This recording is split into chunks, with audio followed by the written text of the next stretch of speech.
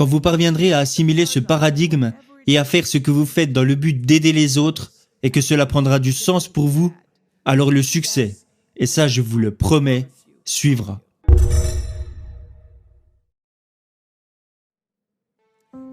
Il y a 3 conseils que j'aimerais partager avec vous. Il y en a 3, mais je pourrais en citer au moins 10. Mais ces 3 conseils amélioreront votre vie si vous les suivez.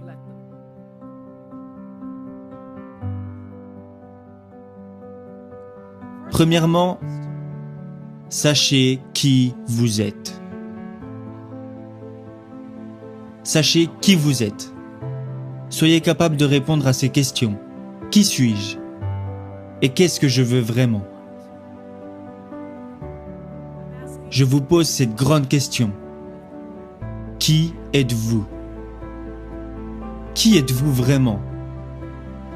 Ma réponse est que je suis une enfant de Dieu. Je suis celle qui est née de l'amour de Dieu.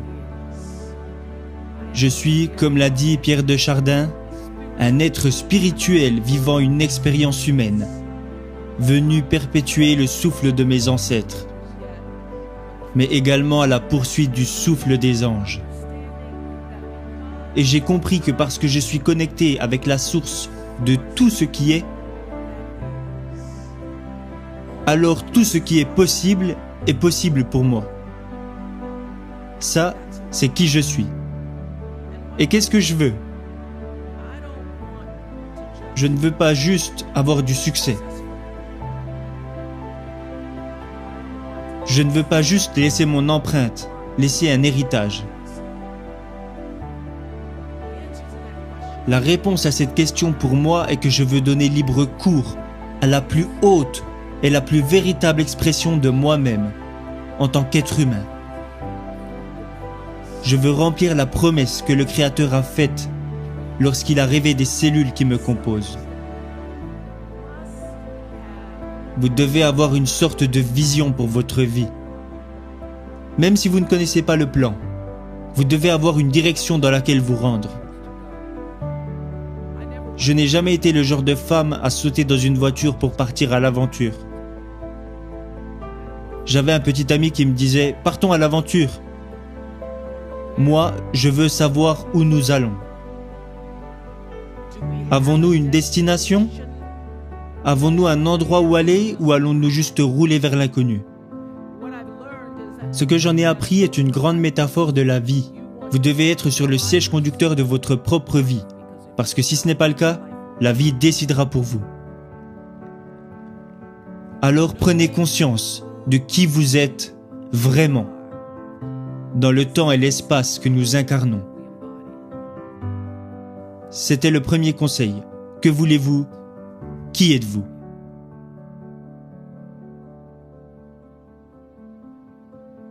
Conseil numéro 2. Vous devez trouver un moyen d'aider les autres. Martin Luther King a dit que tout le monde ne peut pas devenir célèbre, mais tout le monde peut devenir important, car l'importance est déterminée par l'aide que vous apportez aux autres. Malheureusement, nous vivons dans un monde où tout le monde veut devenir célèbre, et où nous admirons les gens juste parce qu'ils sont célèbres. Nous pensons qu'être connu nous apporte plus de valeur. La vérité est que cela s'estompe avec le temps.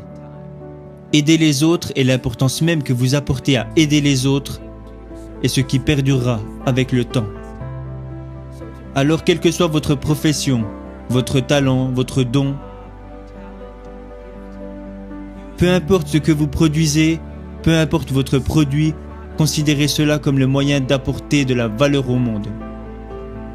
Quand vous parviendrez à assimiler ce paradigme et à faire ce que vous faites dans le but d'aider les autres et que cela prendra du sens pour vous, alors le succès, et ça je vous le promets, suivra. Conseil numéro 3, c'est un conseil très simple et en même temps très dur à suivre. Faites toujours de bonnes choses.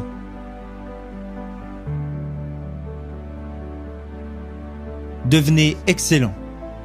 Laissez l'excellence être votre marque de fabrique. Tout le monde parle toujours de créer une marque. Je ne savais même pas ce que ça voulait dire. Quand les gens me disaient « tu as une marque », je répondais « non, je suis juste Oprah ». Ce que je réalise à présent, c'est que vos choix de faire de bonnes choses, de bonnes actions, à travers toutes les situations que vous pouvez rencontrer au cours de votre existence, est ce qui crée votre marque de fabrique. Et ce dont je me rends compte à présent est que lorsque vous êtes excellent, vous devenez inoubliable. Les gens se souviennent de vous. Peu importe la raison, vous pouvez devenir une personne inoubliable. Et c'est, je pense, ce que nous recherchons tous. Nous voulons devenir inoubliables. Alors faire de bonnes choses, et ce même lorsque personne ne remarque que vous faites de bonnes choses, vous apportera toujours de bonnes choses en retour. Ça, je peux vous l'assurer. Pourquoi ? Parce que la troisième loi de Newton dit que chaque action amène une réaction égale en son sens opposé. Cela s'applique également dans nos vies.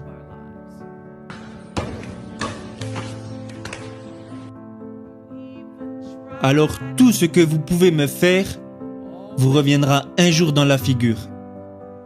Alors vous n'avez pas besoin de prendre votre revanche.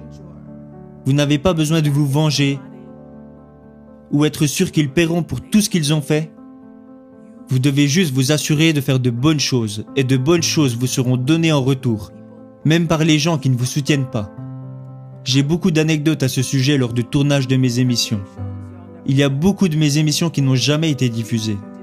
Et la raison pour laquelle elles n'ont jamais été diffusées est que j'avais le dernier mot.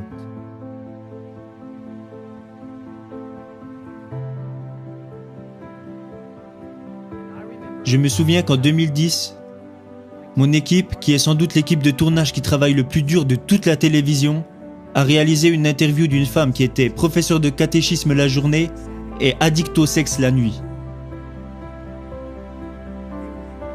Mon équipe me disait « tu ne vas pas en revenir, tu dois absolument la rencontrer. On a parlé avec elle et elle est prête à tout nous dévoiler. » Je me suis assise avec cette femme pour réaliser l'interview qui était programmée. Et durant l'interview, je lui ai demandé « pourquoi faites-vous cela ?» Et elle m'a répondu « je veux aider les gens, je veux partager mon histoire pour aider les gens. » Je lui ai demandé si elle avait des enfants, elle m'a répondu « oui, j'ai un fils de 10 ans. » À partir de ce moment, j'ai décidé que cette interview ne serait jamais diffusée. Alors nous sommes sortis dehors et j'ai dit à cette jeune femme « nous n'allons pas diffuser cette interview. » Elle m'a répondu « pourquoi ?» Et mes producteurs m'ont demandé « pourquoi ?» Elle sait qu'elle va être filmée, elle sait ce qu'elle fait. Je leur ai répondu parce que son fils ne s'en remettra jamais. Son fils ne s'en remettra jamais. Cette émission ne valait pas la peine pour moi. Elle ne valait pas la peine pour moi de savoir qu'il allait y avoir un jeune garçon de 10 ans dont la vie allait être détruite parce que sa mère passait au Oprah Winfrey Show pour parler de ce qu'elle faisait. Faites de bonnes choses. Et ce, même si d'autres personnes pensent que ce n'est pas le cas. Et souvent, lorsque vous prenez la décision de faire ce qu'il faut, votre esprit se met immédiatement à douter. Est-ce que j'ai pris la bonne décision ? Est-ce que j'ai bien fait de faire ça ? Vous savez que vous avez fait quelque chose de bien lorsqu'après l'avoir fait, vous vous sentez en paix avec vous-même. Votre récompense est la paix intérieure.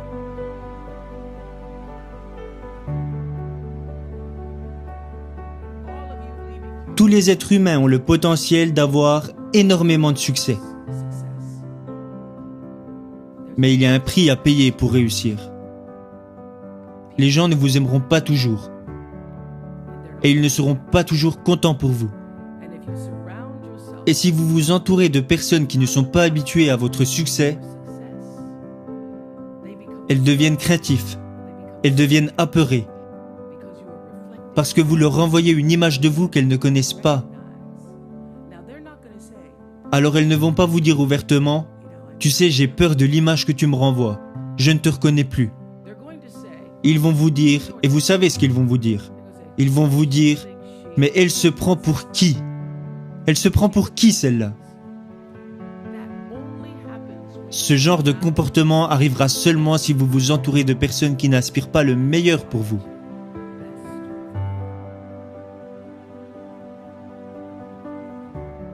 Ces 3 conseils ne vous apporteront pas seulement une vie de bénédiction. Moi qui me tiens devant vous, ma vie est tellement bénie que j'ai parfois du mal à le réaliser. Ils ne vous apporteront pas seulement une vie d'abondance et de récompense, qui vous feront vous sentir mieux. Ils vous apporteront une vie de douceur. C'est ça que vous voulez vraiment. Vous voulez de la douceur. Vous voulez que votre vie soit si douce que même lorsque la tempête arrivera, et elle arrivera, vous l'affronterez. Vous l'affronterez et vous survivrez à la tempête sans faiblir et sans bouger, parce que vous saurez qui vous êtes.